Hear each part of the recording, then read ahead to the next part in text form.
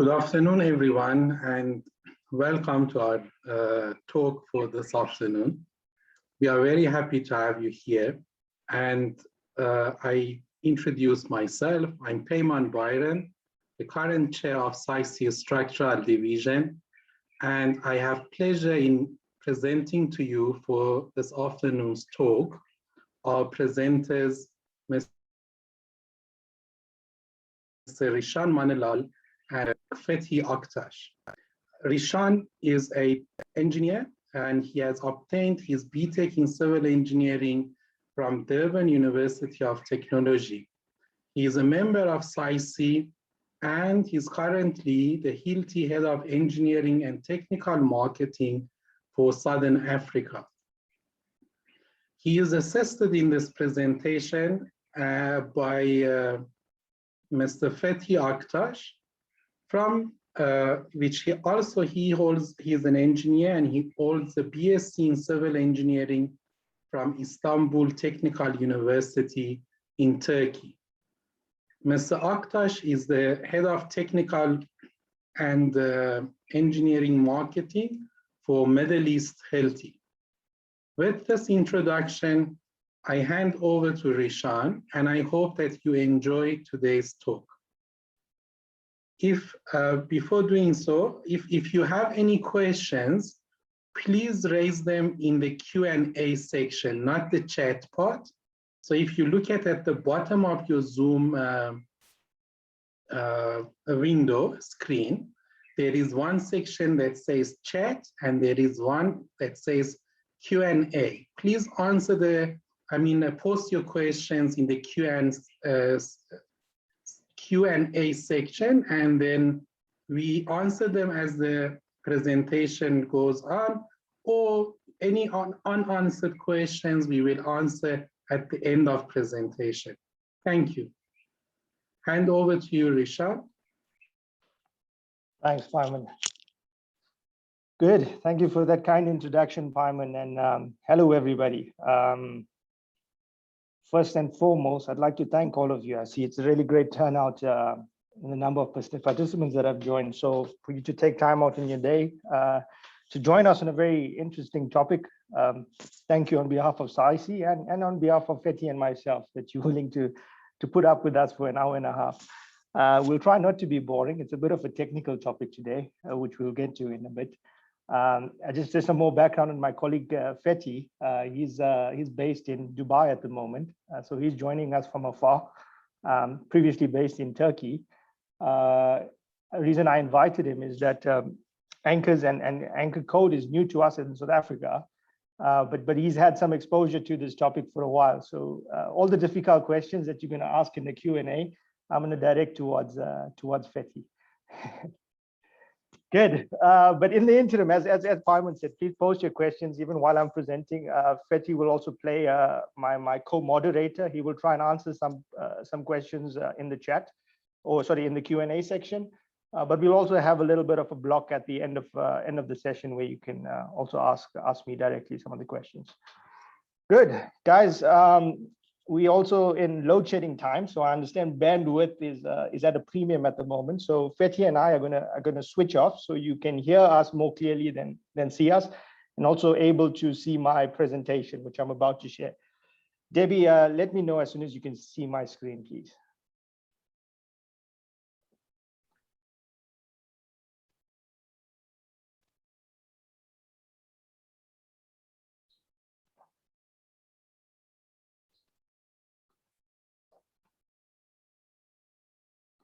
There we go, Rishan. Just go into full screen mode, slideshow. Perfect, thanks. All good. As I asked earlier, Debbie, let me also know if you can see my laser pointer, because I'll be using this a bit. All in order. Thanks, sure. Fantastic. Thanks, Debbie. All right, cool, guys. Thank you for joining. Again, I'm not sure how many of you on the call joined our first session, and I'll also review some of the topics we covered back then. But the topic of this session is Advanced Connection Design, Part 2. I'll go into a bit more detail just now as to what the session will endure, but as we already been presented very nicely by Paiman, Fethi and myself will be your presenters today. And the agenda is split into three parts. First part is a review of the first topic that we had, which I presented, I think, earlier this year. The second part is a deep dive into the concept of anchor design and the code that's been newly launched in South Africa. And then, as I mentioned at the end, you guys can ask us some questions and we can cover some topics in that regard. Very good. Let's start off maybe with a review of why we're here today and what we previously discussed during the first part of this session. Paiman, I forget the date, but I think early in June or July this year, I presented part one of the session. And the main message I tried to put across in part one was the concept of anchors and understanding anchors before we even attempt to design. So as you can see from this slide here, anchors are used in everyday construction in various industries for various applications. But before even attempting to design anchors, we need to understand some background information before opening this code that we have now newly launched. Some of the stuff we went to were the different types of anchors, the different principles that they work under, the base materials that we fix into, the various loading conditions that we need to consider, environmental conditions that we need to consider. This was all covered, and I'll share with Debbie after this maybe a few slides from the first presentation if you guys need some content to review on. But the whole principle of it all was, what do we need to understand before we open this new code of ours to do an actual anchor design? That was session one. For session two, we're going to open this code. And for those that didn't attend the first one, this code, SANS 51992-4, was launched by SABS in March this year, or published by them in March this year. And it's based on Eurocode 2 Part 4, EN 1992-4. We've previously never had anchor code in South Africa. We've never had regulations in terms of how we design and how we should be designing anchors. And it was left up to you guys as engineers to find a code that's equivalent or better than what we had, which was nothing, and find a way to design anchors. Since March, we now regulated, and this I think is a massive progression for us as an industry and us as an engineering community. We have a guideline now on which to work on. Again, as I mentioned, we're going to take a walk into this code over the next 30 minutes or so, look at what we need to consider from a design perspective. This code is 30 odd pages long. We're definitely not going to have enough time to go through it page by page. So we've taken extracts of the key elements and we'll discuss that moving forward. Good. Sorry, guys, it's not, there you go. Good. So this slide you see right here, essentials for anchor design, was actually the last slide I shared in the first session that we had. There are three main essentials that you need before approaching an anchor design. Obviously, we need to understand site condition based materials and the basics, which I discussed earlier this year. But when approaching a design itself, there's three things that you need. A design method, which we now have, which is SANS 51992-4 or Eurocode 2 Part 4. We need an anchor technical data or an ETA. So I explained previously what an ETA is, but let me just recap. An ETA is a technical document that's submitted and published by the European Technical Assessment Center, the IOTA. They are the guys that will test anchors in accordance to the code and publish a set of data based on a specific anchor, which will be linked to that anchor. Long story short, we cannot, as Hilti or our competitors cannot, as whoever they might be, test their own anchors and just publish data. Yes, we do that from time to time. But if we want to design in accordance to Eurocode 2 Part 4, we need this third-party organization to test these anchors for us and verify whether these anchors follow specific approvals, have specific information, so that we can use this information in order to input them in our design method. Good.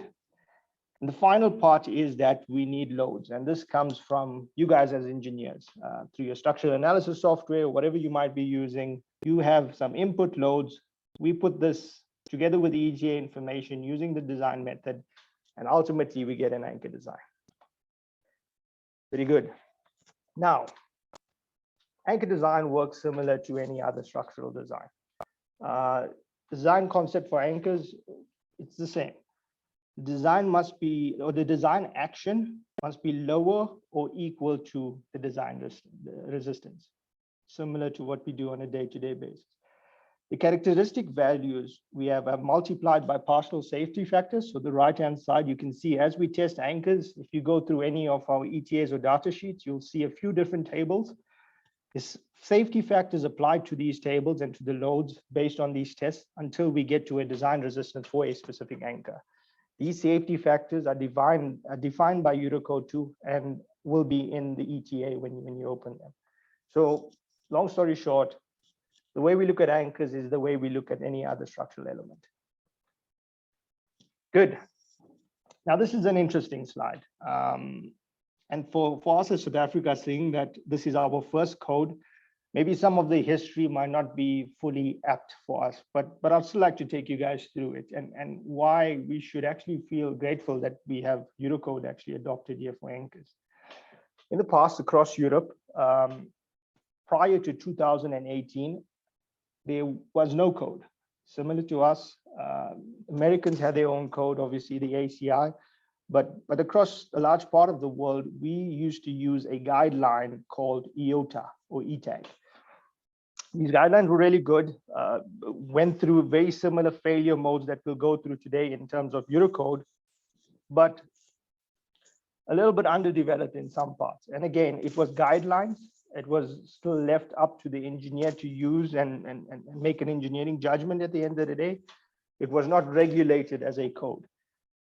Unicode itself has been evolving in its many parts from 2004. And over time, and with the input of various important stakeholders in the industry, this code was developed, and from the learnings of IOTA, developed until it was published only in 2018 across Europe.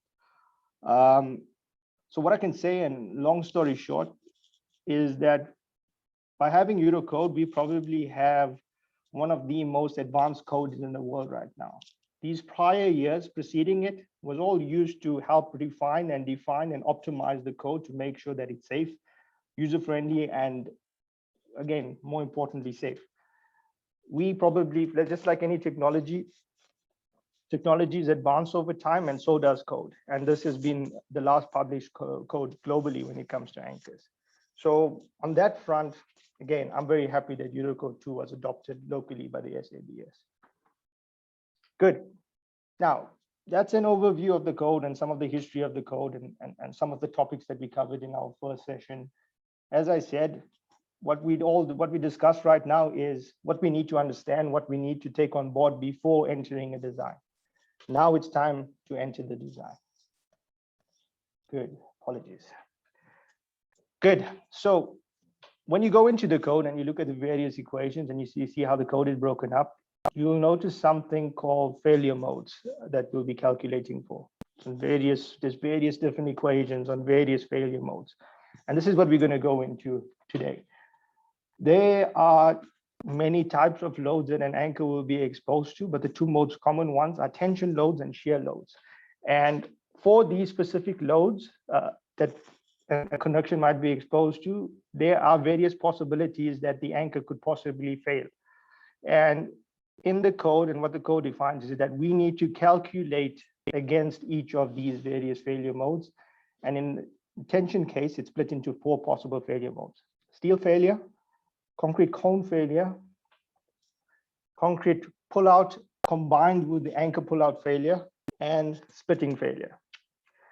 First failure mode we look into is steel failure. Now, this is probably one of the most simple equations that we'll see in the code. The calculation is pretty simple. It's based on geometric factors and material factors. In order to calculate steel resistance, we need to multiply the cross-section area of the steel element with the ultimate resistance of the material class itself. So put pretty simply, the diameter of your anchor plays a big role when calculating steel failure, and the strength of the steel used plays a big role. Increasing any of these two elements will increase the resistance of your anchor. So if you're finding steel failure being your main failure mode when doing a calculation, and you're using an M10 anchor, you could increase it to an M12 anchor or an M16 anchor, and you'd find that your calculation would likely pass. Similarly, if you're using grade 5.8 steel and you have a massive tension load that's causing steel failure, you could change a grade of steel to 8.8, and by inputting it on here, the resistance will increase and help alleviate this issue. More often than not, and I've done many anchor designs over my time here with Hilti, more often than not, you'd find that your concrete failure modes are more predominant than steel failure. It's very rare that you'll find steel failure being your main failure mode or main failure mode to cause your design to fail. More than likely, concrete will end up failing first. But again, there are cases where there's really small diameters of anchors used, and you'd find steel failure being your driving force. Let's maybe now go into the concrete failure mode aspect of it. And one of the more common ones that we see is concrete cone failure. And with concrete cone failure, this is the main equation that we look at in the code. And this is based on a few factors that could affect it. Embedment depth is probably the most important aspect to help resist concrete cone failure. So as you can see, when an anchor is installed, it exerts a load into the concrete to help resist the force that's acting on it, which is this tension force. This load or the stress area within the concrete can be referenced as a cone, as you can see here. You also see when these failures typically happen, or an anchor fails and concrete cone failure is the failure mode, a huge cone will actually pull out with the anchor. So the idea here is that the deeper you go, the greater your cone influence, hence the more resistance you can get. And that's what's considered in this part of the equation, the characteristic strength of a single anchor. The effective embedment depth plays a big role. But there's also another factor here, decay factor, and that's based on concrete crack coefficient. So this is something I touched on in the last session, but I want to review it again because it was super critical. Concrete can be classed as in two dimensions, cracked concrete or uncracked concrete. And when I say cracked concrete, I don't mean physical cracks that we can visibly see. If we can see big cracks in a concrete, that means the concrete has failed. When we speak about cracked concrete, we speak about concrete undergoing tension, or the tension zones of concrete. Like in this image below, let's regard this as a simply supported slab or beam, and the top of the concrete will be in compression. So load is applied, the top is in compression. The bottom, though, is in tension. And we have rebar at the bottom in order for it to take some of this tension loads. But what naturally happens in the concrete is that there's minor little physical cracks between the rebar and the concrete. And that's what we refer to as cracked concrete. Now, the reason I'm harping on this, as you can see, it plays a big role in the calculation for concrete cone failure. And furthermore, there's very specific anchors available by various suppliers that have cracked concrete approvals. Remember I said we send stuff to the ETA? The ETA needs to verify that this anchor is approved for use in cracked concrete areas. So cracked concrete areas being any area of concrete that can undergo tension over its lifespan, all right? So this has a significant or can significantly affect your overall resistance. And this needs to be considered before doing any design. Excuse me. Another aspect of concrete cone failure that needs to be calculated for is geometry. So apologies that it's so cramped on the right-hand side, but as you can see, this part of the equation, the ACN 0 is a single anchor, and the maximum area the cone has an influence on based on a single anchor. And then below that is multiple anchors. Now, just imagine this picture that we've seen above. A single anchor has a huge cone cone influence based on 3 times its effective embedment depth. When you add more anchors into the equation, these cones tend to overlap and can reduce the overall resistance of the anchor. So more anchors are good. Yes, you will reduce a larger amount of load, but you can't just treat it as a single anchor. You can't just pull a load from a data sheet or a data table and say 4 of these anchors will be 4 times 20 kilonewtons if one is 20 kilonewtons. No, it will reduce naturally depending on how far they space from each other because of the influence of their cone resistance.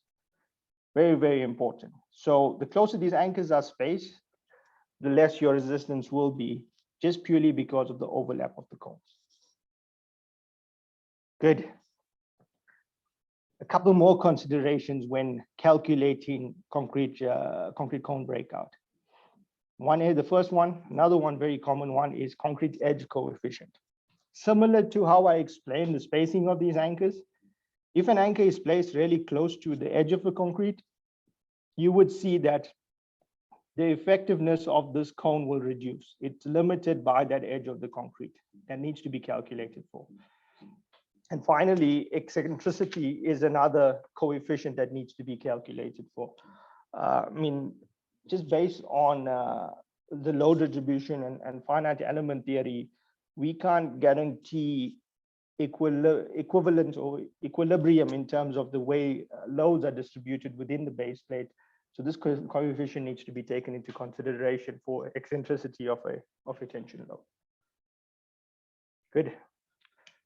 Another final sort of consideration from a concrete cone breakout perspective, and this one might be surprising, but spalling may occur for anchors with shallow embedment in dense reinforced concrete. So what this is basically saying is that reinforcement in some cases can be negative when it comes to concrete cone failure. Specifically, if there's dense reinforcement present and your embedment depth of the anchor is pretty shallow. So if your embedment depth is pretty shallow and within these parameters, we'll have to apply this equation to the check. What happens is that, as you can see in this image here, with the presence of rebar, it could limit the concrete cone influence. So instead of the cone starting from the bottom of the anchor, start somewhere up the middle where the rebar is present. How you avoid this is deeper embedment depths. This can counteract this whole phenomena, and this check will not be necessary thereafter. Good. In saying that, and this is an important slide, rebar does benefit a design in most cases. As I say, in specific cases where you have shallow embedment and presence of dense rebar, yes, we have to consider the cone effect.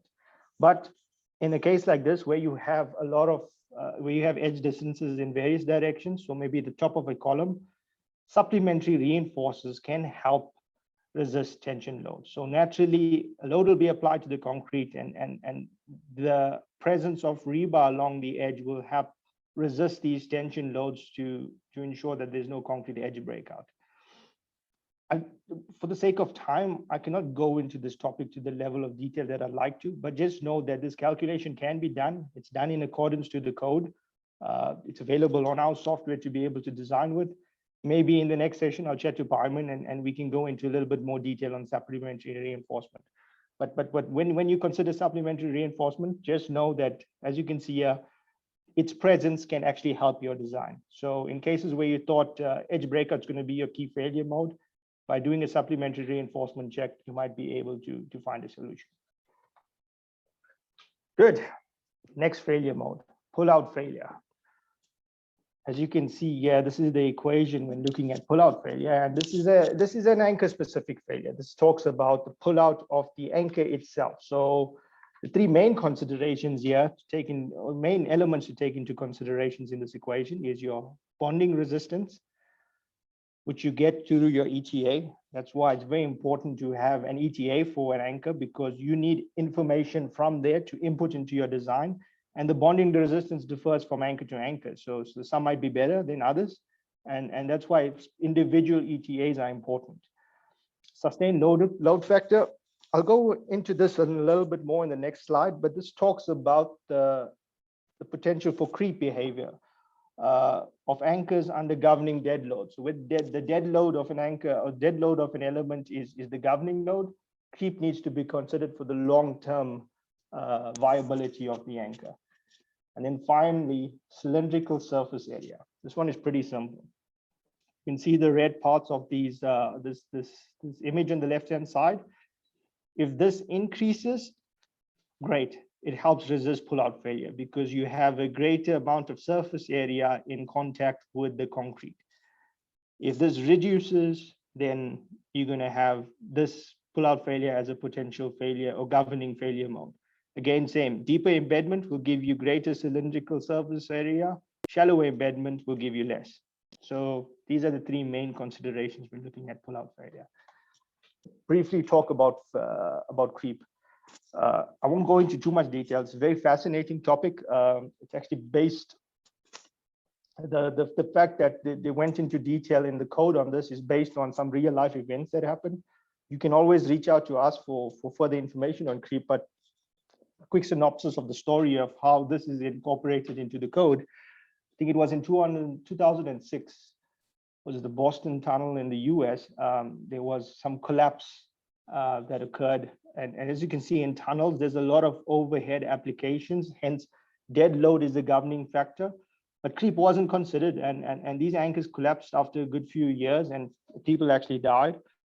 And following that, and following the investigation from that, there was a lot more focus put on creep and the long-term viability of an anchor. Now, as mentioned, there's specific information that we can get from the ETA of specific anchors. And one such information is this factor here.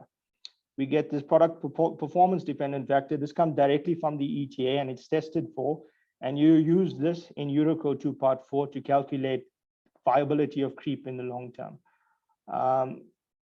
Again, as I say, I'm not going to go into too much detail on this.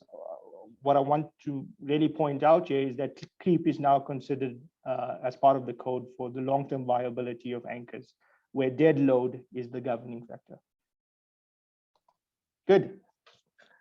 The last tension failure mode consideration is concrete splitting. This one is pretty easy to explain. So the equation for it, but your limiting factor here is your base material thickness. Just simply explained, when installing an anchor, you need to drill a hole. And if you're drilling through a really thin concrete element and you drill quite close to the bottom, you run the risk of cracking that entire concrete.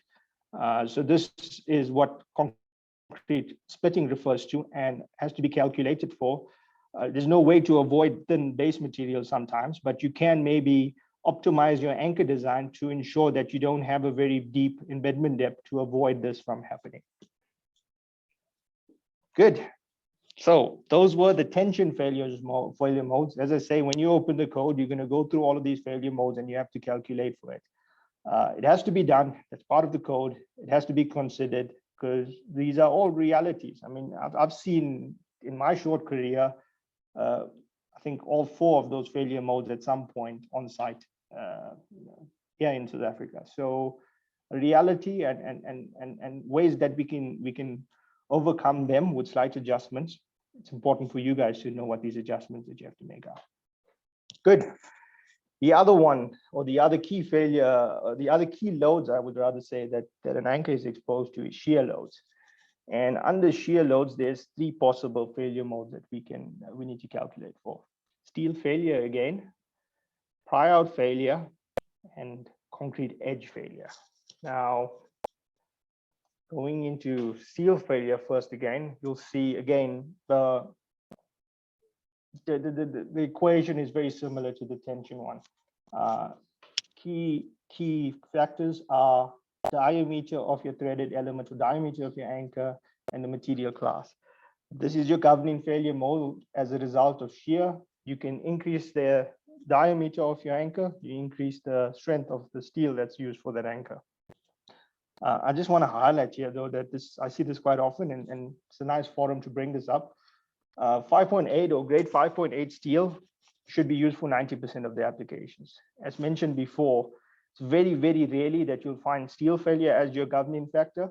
Hence, there's no reason to specify 8.8 to want to consider this. You rather check your concrete failure modes first, because that's likely where failures could possibly happen, rather than be overly cautious on the grade of steel that you use.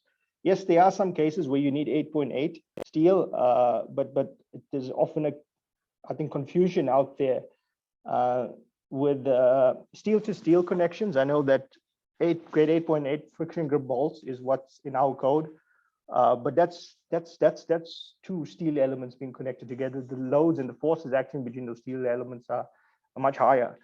From an anchor perspective, more commonly, as I say, 90% of the time, grade 5.8 steel is more than sufficient. Good. Now, this is an interesting topic, and then similar to the creep topic, you can reach out to us for more detailed information, but I wanted to keep it in this presentation because I get this question quite commonly from a lot of engineers that I work with. So if you've used some of our software in the past, and we've noticed this through some of our software analytics, typically you want to design for the connection between the base plate and your base material, so your base plate and concrete. But this is very unlikely at times when it comes to what happens on site. The concrete's not flat enough, or there needs to be some kind of grout applied underneath that base plate. In the past, if you had to design using ETAG, this grout was considered to be a heavy restriction on the design itself. And what I mean by this is that from the base plate or the soffit of the base plate to the concrete, there's going to be a gap for where the anchor or the steel element of the anchor is exposed. And if there's a shear force or a moment acting on this connection, a lever arm needs to be considered. And sometimes if we don't know the details of the grout, or we don't know how well the grout was installed, a safety factor was added on ETAG, and you would find that the potential for a solution significantly reduced once you had some kind of standoff. And this is based on the lever arm acting below this base plate. Now with Unicode 2 Part 4, and as I say, codes evolved and they learn from previous experiences, you can now actually design for this and find a lot more solutions than failures, kind of thing. It's a little more conservative towards a little less conservative towards the grout aspect. And as I say, you can contact us for more detail on this part of the code itself. But when you do your checks on the software or do your checks by your hand calcs, you'll find that you can now include grout in your design and check for it, because Unicode 2, I think up to 40 mils considers grout as part of the design. Good. I think this one is the most, whenever we ask to do design, this one is the most common potential failure mode. Concrete edge distance or edge resistance failure. And this, again, similar to tension, pretty simple to explain. The equations are also pretty similar when you look at it. But this talks about shear force acting in the direction of where the edge is present, as you can see in this image. If there's not enough concrete on this side of the anchor to help resist that shear force, you're going to have edge breakout as your governing failure mode. There's very few ways to alleviate this. Obviously, one, like I mentioned earlier, with the tension side of things, we can add supplementary reinforcing. So reinforcing does help with edge breakout. But in some cases, it's almost impossible to find a solution, especially on very slender columns. I would give an example. Oftentimes, it's hard to find solutions for very slender columns, and we need to fix at the top of them. Where there's concrete edge influence, the only way sometimes is to add, move this anchor further away from the edge. It's not defined by the embedment depth. It's not defined by the diameter. None of that stuff is going to help, because this load is fixed and your distance from the edge is fixed. So if we can change that distance, that's the only thing that can truly help. Similar to tension, single anchors and multiple anchors need to be considered, because they have varying influences in terms of how they can possibly fail. As you can see the angles here, and all of this stuff needs to be taken into consideration in the design. Good. as I said, there's various parameters to consider when looking at concrete edge failure. The edge distance is the first one, as you can see in these coefficients that you need to add in the design. The base material thickness can also be a limiting factor.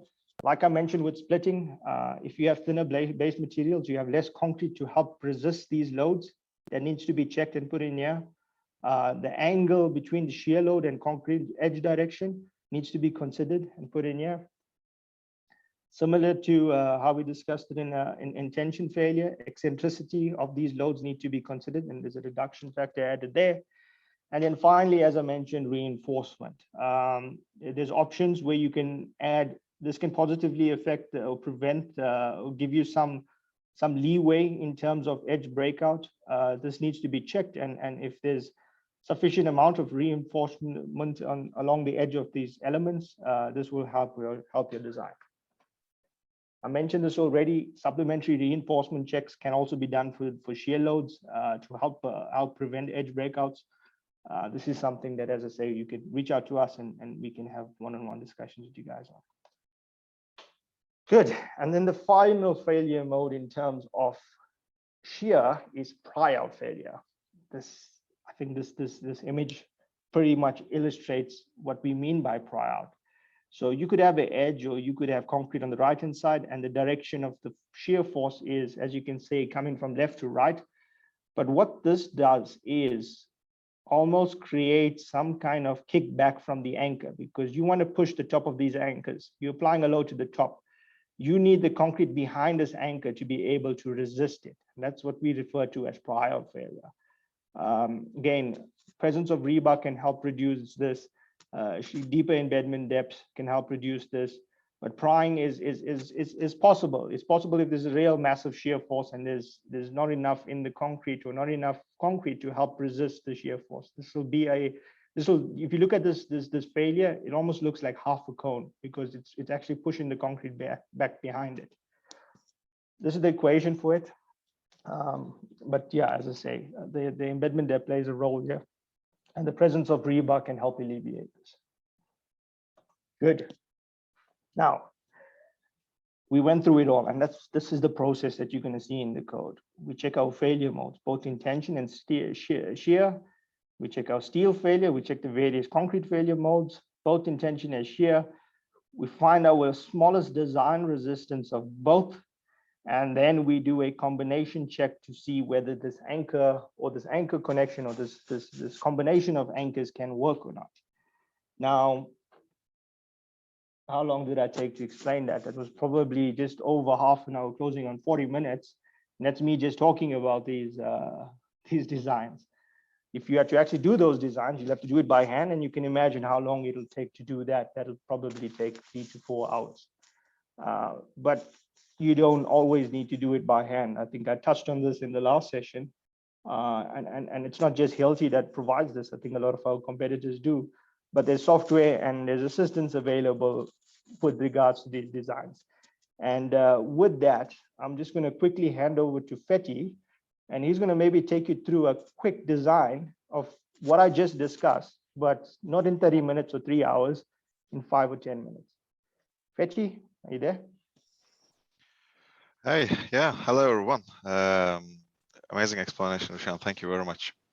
Okay, now I was also building a case, I'll be honest, while we were talking, so that we can also show the supplementary reinforcement as well. Just a second, I'll show my screen. Please let me know when you can see it. Cool, man, I see it. Awesome, okay. So let me go from the beginning.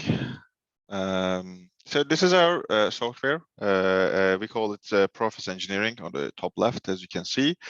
So we have different modules. Of course, we are adding new things to the software as we speak, and as we get more and more feedback from our consultants, engineers like you, we try to make the software better. I mean, this was an entirely different software when I joined. Now it's a completely state-of-the-art that I can say that does a lot of things. So now today we are talking about anchoring the concrete, right? And for this one, I will go in. I did a design with Unicode 2-4. So it's just the basic design. I just made it up. Of course, like these are not the real numbers or something else. But just to show you, just to illustrate what we can do with the software. So it's as far as the feedback that we got globally, it's quite user friendly. Anything that you see here, you can add it as numbers. As you can see, it also highlights whenever I go somewhere. It just tries to do something for me. I can click on and change anything in the, as you can see in the design. I can also add my loads from here or from below. I can change the type of the loads, static loads, seismic loads, or fatigue loads, fire loads, etc. Anything you can change. You can also do a lot of things, as I said. So, for example, there's this one thing called Smart Anchor Plate Selector that we placed to make everybody's life easier. So based on whatever you are designing, we are giving you some suggestions of anchor types, etc., that are available in Hilti.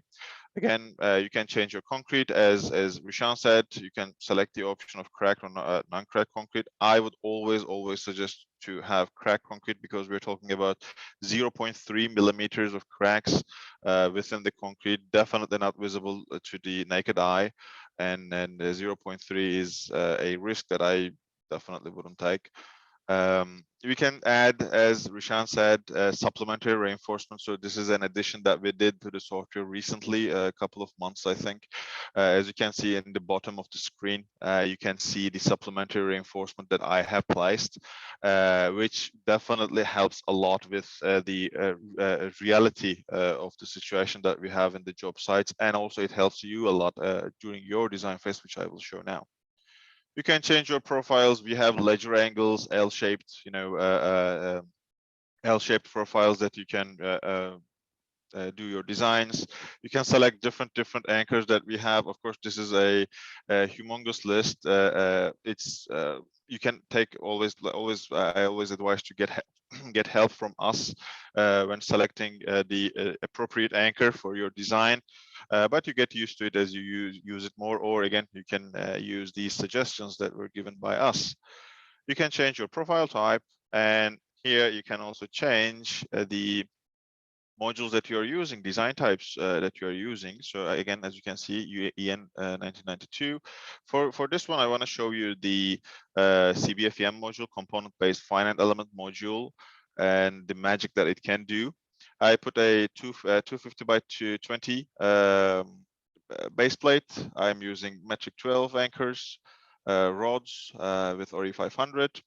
Here, as you can see, for example, this was the thing that you would calculate by hand if you were to calculate it by hand. And it gives you the equivalent rigid anchor plate, which, by the way, probably we will talk about these in detail in the next session, right, Rishan? And on the right-hand side, you can. That's part 3. Yeah, and then it's good that you touch on it now. Yeah, I'm just showing that there are a lot of differences. Actually, it happens in reality when you do analysis on the finite element methods. And then here, as you can see on the right-hand side, anything and everything Rishan explained to you, it does with a couple of clicks, and it's quite fast, as you can see. It gives you all the percentages, etc. on the right hand side. I hope you can see my mouse as well. On the right hand side, you can see all the percentages of utilization of your plate, even your anchor plate and profile. It gives you all the details in a couple of clicks. Of course, the more you use it, the more you get used to it, and the faster you become. So one thing that I would say as a message of the day is that now that you have the availability of an amazing regulation combined with a software that makes your life easier, so definitely you should utilize what we have here available for everybody. Rishan, would you like me to touch on anything else? Would you like? Can I also show the couple of examples from our couple of designers that we went to, customers that we went to? Yeah, sure, Fethi. Just have to be conscious of time. We've got 10 more minutes, so you will have time. But I'd like for you to maybe just pull a report, Fethi, just Oh, sure. so we can reference some of the equations that I just discussed to show the guys that it's in line with Unicode 2. Of course.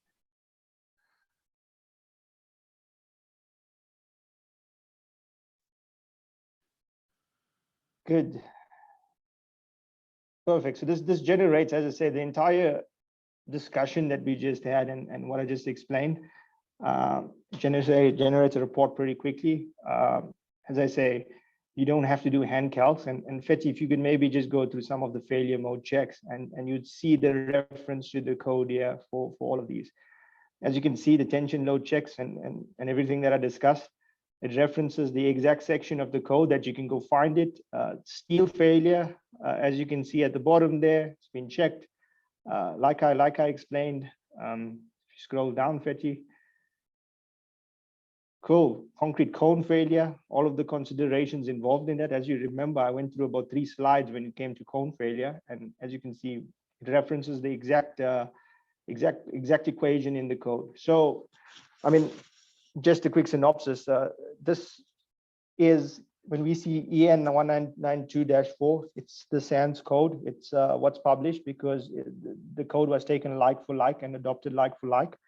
And yeah, that's this is basically the information that you'll get from inputting any design. Good. Fethi, if I may ask, man, that's why I wanted you to on the call to just get some background on the code and its adoption across. You're based in Dubai now, so across Dubai, and you obviously worked in Turkey for a good few years. Just some background on South Africa. In the past, and our national building regulations said that as the responsible engineer, we are responsible to do a rational design. And if there's nothing available in our existing code, we need to find a code that's equal or better than what we have in order to do these designs. So we were kind of limited and left to fend for ourselves when it came to anchor design specifically, because as I mentioned, there was nothing that was published. So it was up to us to find different methods to design for anchors. And again, there was many options. IOTA was one. How was the transition and the reception in Dubai and Turkey, for example, when you guys published and adopted Unicode 2.4? All right. So it's actually quite similar everywhere because I mean, again, I mean, just between you and I, our talks, you also remember that our countries kind of look alike when it comes to construction sector, and then a lot of things, the behaviors, etc., is also similar. So it's we also saw the same things in Turkey. The complications, etc., in the design. It was really tough, you know, for designers and engineers to get a hang of this. And it was not a, you know, it is not seen as was not seen, at least in the initial years. When I'm saying this, like it's like 5 to 7 maybe years ago or something. Not a big thing. It's just anchors. Anchors are anchors kind of mentality. But you know, anchors are actually, or base plates are one of the critical paths of our design, because they also transfer the loads. So it was a task to, you know, make the transition bit by bit. Like right now we are doing with SAICI. We also did this with the civil engineering institutes in Turkey and then here in Dubai and in Saudi Arabia, etc. We're also doing the same things, and actually, like, the adoption is going quite well in the countries, other countries, and we are also getting quite a positive feedback from the designers and the contractors as well, because now everything is more clear. As for example, you wanted me to point out in the report, everybody wants to see, and as engineers as we are, we want to see what the rationale, the theory behind it, and now we can. And yeah, I mean, same challenges that we're having, but I think we're all in the right path when we adopt the regulations that have been tested and proved in Europe and other sides of the world. Good. That's reassuring and good to hear. Fatih, if there's no other examples, maybe we can start looking at the questions from the team. We almost reached an hour, and I said I'll allow 20 minutes. Is there anything that you want to check from your side before we move on to the Q&A? I just wanted to quickly show one more thing, if you don't mind. Yeah, sure. Awesome. Okay. Let me bring this up. So I'll show everybody quickly what we did in the region. So this is from within our region. This example is from a customer in Qatar. This is a typical drawing, and when we went to the customer said, we are using typicals. We've been doing this for a lot of years. This is a handrail design, and we just asked, can we just check it out for you? And then they said yes. They shared their design, and then what I'm going to show you is that after we did the design, we got a 51% less steel and one smaller anchor design. So it was quite the optimization that happened, and then the designer, etc., was really happy that they saw this optimization possibility through Unicode 2 and the software. Next one again, same. So it was a failing design on the left-hand side. What you see, as the more it failed, the designer put more and more anchors on top of the base plate. But then again, we went in and showed that there is a possibility by even like removing sometimes anchors, because edge distances, as Rishan mentioned, edge distances to the concrete, to the different anchors, and everything affects your design. It's not just one parameter that you change and everything happens. It's a combination of everything. So this is what I wanted to show everybody, that both a safer path and a more optimized path is possible when used when Unicode 2-4 and the software is used together. All right, this is it from me. I'll stop sharing now. Good. Thank you, Fatih. Thanks for sharing. Good. Debbie, we ready for some Q&A? I think I can see some notifications here. There's a couple of questions. Yeah, Rashawn, great. Please, can we just go straight into that? Can you see the questions? Do you want me to go through them with you one by one? I can see them. I see Great. there's four answered, but this first one from Anton van Dijk. He says, yes. The SABS have not issued a national annexure for SANS 5192-4 yet. Ian requires national annexures when adopting Unicode. Is it then legal for use in South Africa? That's something that you're going to have to ask the SABS. I would assume it's legal for use because I saw this published, and the big thing here, and I think this is a great question. Firstly, we had no code in South Africa. So as I mentioned to Fatih, it's still up to you guys as engineers to choose a code. So National Building Regulations always says due diligence, rational design needs to be done with a code that's equivalent or better. The question I'll have then for you guys is that if you can find an anchor code that's equivalent or better than Eurocode, I think we're free to use it. Whether this code has been published or not, we're still responsible as engineers for the rational design. My opinion, I'm not fully sure with the processes of SABS, but I think it is legal to use. But Anton, I'd suggest reaching out to them. They published it, and we're helping them market it because we think this is a great for the country. Good. I've got another question for Spamanla Mugabi. He says, "Hi, does the code allow for additional resistance provided by steel reinforcement?" Yes, it does. We took you through a few examples, and in the example that Fatih showed, he actually did a calculation for supplementary reinforcement. So other than one case that I discussed, a lot of cases where reinforcement actually helps your design. Next question from Helia Butters. Rock climbing walls are becoming more and more popular, and sheer concrete surfaces are being repurposed for this use. What design considerations need to be considered in the minimum spacing between anchors for the grips use, assuming rebar spacing, average 200 mil center to center, minimum rebar cover? Yeah, I would. This is something that we maybe need to look at in a bit more detail. I would recommend making contact with me or my team. You can go to our website. We have an engineering handle. send us this design and we'll assist you with it to find the right spec for this application. You said rock climbing there, though I maybe want to touch on that. Hopefully it's a concrete surface that's used because we understand what concrete is. When it comes to anchoring into rock specifically, that's an interesting topic.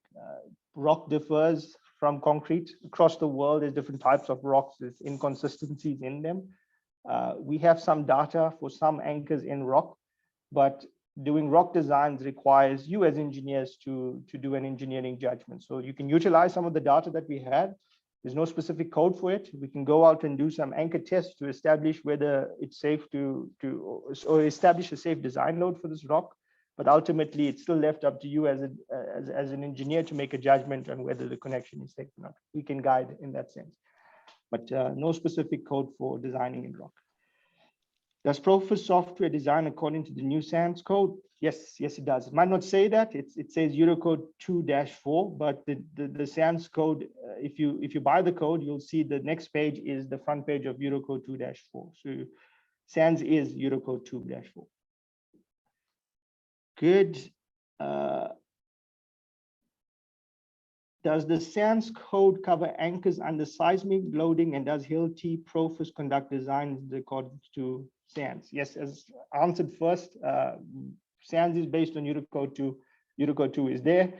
Fetty, I want to rope you in for seismic. You guys experience or have to do a lot more seismic designs up in the Middle East. We still bring in Turkey. topic to market. Yeah, good old Turkey. So maybe tell us about seismic and Unicode. How did you guys?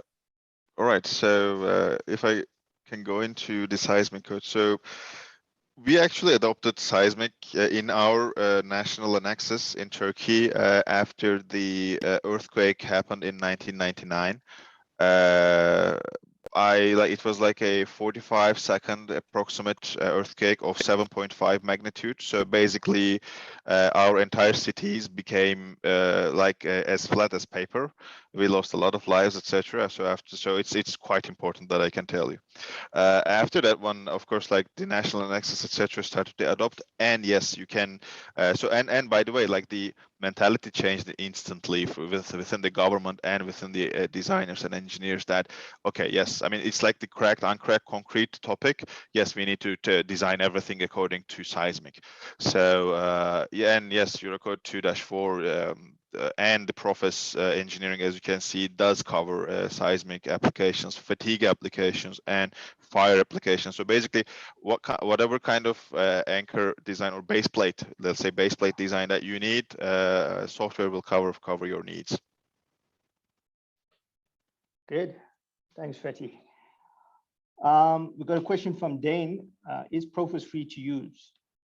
Yes and no, but good question. Yes, for the anchor part and what we discussed today, for designing within code, yes. So you can, right now on the system, you can go and start a trial version, which will be the premium version of the software. That premium version includes what Fetty also showed was the base plate design module. So if you want to design your base plate, your welds, your thickness and stuff like that, and look at the connection as a whole, there's a finite element module in the software that does the check on the entire connection.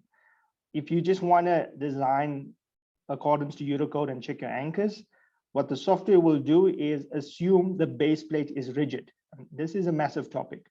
A flexible base plate can really negatively affect the capacity on your anchors, because if you have a flexible base plate, you can potentially add additional tension loads to your anchors, which can cause failure.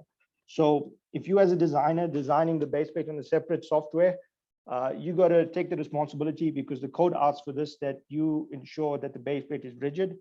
How you do that, that needs to be up to you. But the software does on the base plate side, it helps you understand what rigidity is, and we'll actually take you guys through this topic. It's a really interesting topic during our next session, where we go into finance element analysis. It's an extended topic, but as Rushan said, I mean, the next session we will probably go over this one. However, like as Rishan mentioned, the code tells us to make it rigid. So by doing the analysis of finite element method, we understand how close we are to the to rigidity in our checks of base plate that we do in process engineering. So that's what we understand, and that's how we stay on the safe side. Yep. So then, yes, it's free to use though. I employ And everybody to go. By the way, we have the trial version as well. I think you Yes. can mention that one, Rishan. Yeah. So we'll get into, because Sanele asked the same question. He asked, is it possible to get the trial version of the software? Yes, when you go onto a website and if you search for process engineering, or if you go into the engineering tab, you will have an option to start a free trial. So start that. What will happen is that trial will last for 30 days with the full version, including the base plate design. After 30 days, when you log back in, and remember the software is cloud-based, you're not going to download anything. It takes you to a cloud-based platform, and you can design from there. So after 30 days, when you go on there, it'll ask you whether you want to continue with the standard version of the software, like we just mentioned, where you're just designing anchors, you assume a rigid base plate, that's completely free, or the premium version where you design the entire connection. So everybody who doesn't have the software, you can start with the 30-day trial and then move from one or the other. Would you like me to take everyone through the South Africa Hilti page on how to get to the trial version? Yeah, please, if you don't mind, we've got some time here.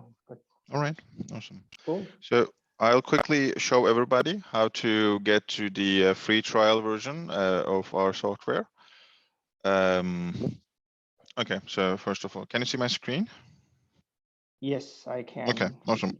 I'm just opening a new tab, Hilti South Africa. We write it down. Google gives us the number 1. We click on the link, which is hilti.co.za.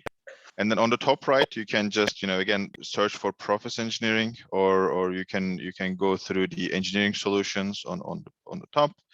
I will just write process engineering on top right. It will give me the suggestion, and I click on that one. It takes me to a process engineering page. I click on top left, as you can see, learn more.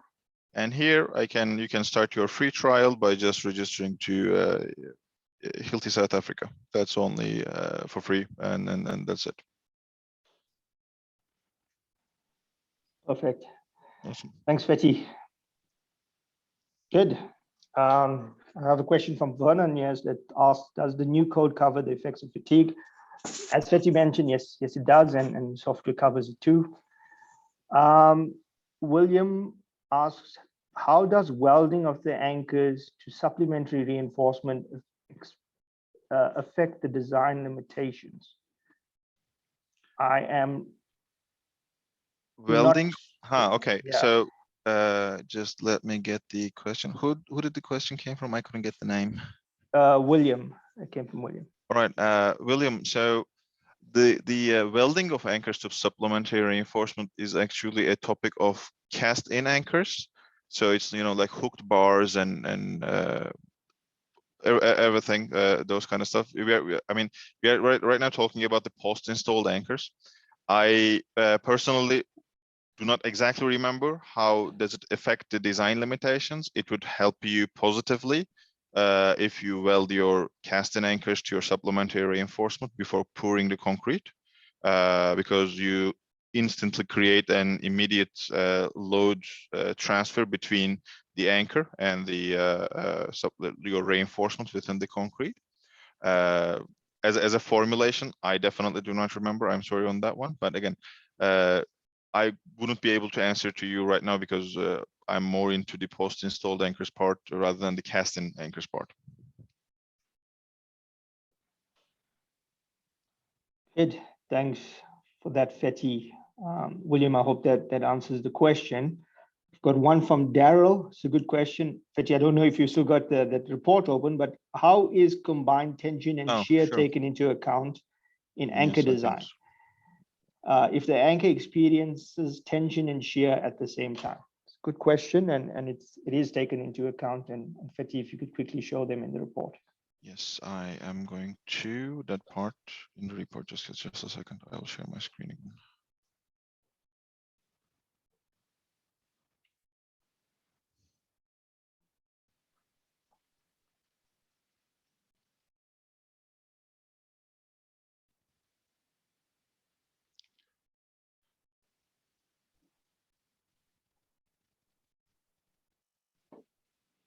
If you have other questions, you can go on Okay. to those, and I So- will find the answer to this one quickly. Okay, we got one last one, I think, from Hila. I hope I'm pronouncing that right. He or she says, there's just a follow-up to on my question. This specifically refers to existing concrete buildings. Okay, perfect. So if you're fixing in concrete, as I mentioned, please reach out to us, and if we can understand some of the loading conditions, we'll be able to assist with the design for those applications. So you can also just get our email address or engineering support function on Hilti online, and I'll get an email and I'll liaise with you with regards to a design for that. But yes, if we understand the loading conditions, we can do it. The one thing that you mentioned here is repurposed building. So the concrete might be significantly old. We might not understand what the strength is, but we can either do some anchor tests to establish what it is, or make an engineering judgment, especially if it's in good condition. Good, Fethi, we see your screen. Right, awesome. So to answer the question, I mean, in this design, I didn't put any shear force. We can, and then we can recalculate everything. But it first tells us in a generalized way, what is the combination, what is the utilization of the combination of both tension and shear. And then if I open the report, in the report, in one of the pages, right now it's page 11, it tells us the combined tension and shear loads based on Unicode 2-4, section 723. And then it tells us how it calculates it. So it basically takes a coefficient of both tension and shear, and then it calculates it to be below 100% utilization. And that's a basic calculation that the software does at the end of all the checks that it does. It's usually the end, the latest check that the software does for the combination. I mean, it's a pretty simple explanation from my side, but yeah, I mean, I try to be brief. Yeah. I mean, just to add to that, Fethi. So it'll do your shear checks on all three shear failure modes. It'll do your tension checks, and from a resistance perspective or utilization perspective, it'll look at the worst case scenario in both cases. And this combination is what's taken into account when giving you your final utilization of that connection. And Fethi just showed you how that is calculated. Good. There's no other open questions. If that's the case, just in closing, everybody, I'd like to thank you again for your attention. Thanks for joining during a crazy time in level 4 load shedding. My light just went off, so I can put my camera on. Just got back, so you guys can see me. Paiman and Debbie, thank you for the opportunity for sharing this topic. I hope it was useful to everybody that attended the call.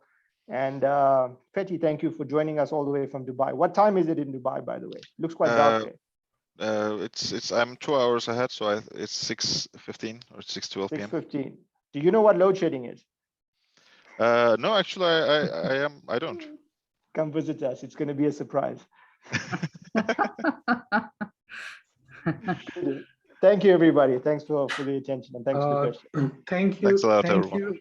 Thank you, Rishan, and thank you, Aktash, Fethi. Thanks for presenting such a great presentation, very informative. And I would like to thank all our attendees for joining us today. We're going to upload the videos for part 1 and part 2 in SciC Structural Division YouTube channel. I posted the link to the YouTube channel in the chat section. But if you have any difficulties to access the site, please let me or Debbie know, and we would provide you with the link. Thank you very much, everybody. And I wish you all the best. Thanks, Rishan. Thanks, everybody. Cheers. Bye. Thanks very much all. Thanks a lot.